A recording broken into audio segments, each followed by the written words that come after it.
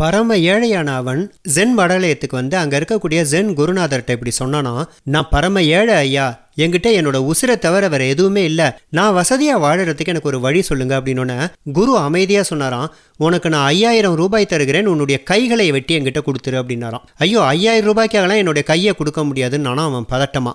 சரி உனக்கு 25000 பணம் தரேன், உன்னுடைய கால்களை வெட்டி கொடுன்னொன்னே 25000 பணத்தை வாங்கிட்டு நான் காலை கொடுத்துட்டேன்னா நான் எப்படி நிம்மதியாக வாழறதுன்னு பரிதாபமாக கேட்டானாம். சரி உனக்கு நான் 5 லட்சம் ரூபாய் பணம் தரேன், உன்னுடைய உயிரை கொடுத்துரு அப்படின்னோடனே உயிரை கொடுத்ததுக்கப்புறம் அந்த 5 லட்சம் பணத்தை வச்சுக்கிட்டு யார் வாழ்வாங்க குருவே அப்படின்னு இவங்க இலக்காரமாக கொஞ்சம் கேட்டானாம். உடனே சிரிச்சுக்கிட்டே அந்த குருநாதர் சொன்னாராம், 5 லட்ச ரூபா பணம் கொடுத்தாலும் கொடுக்க முடியாத விலை மதிப்பில்லாத உயிரை நீ வச்சிருக்க, ஆனால் என்கிட்ட வந்தப்ப நீ என்ன சொன்ன, என்கிட்ட என் உயிரை தவிர வேற எதுவுமே இல்லை, நான் ஏழையாக இருக்கேன் அப்படின்ட்டு. இவ்வளோ விலை மதிப்பில்லாத உயிரை வச்சுக்கிட்டு யாராலையுமே ஏழையாக இருக்க முடியாது, தன்னம்பிக்கையோட உழைக்கணுங்கிற எண்ணம் மட்டும் இருந்தால் போதும், எல்லாருமே பணக்காரன் தான் சொல்லி அனுப்பி வச்சாராம்.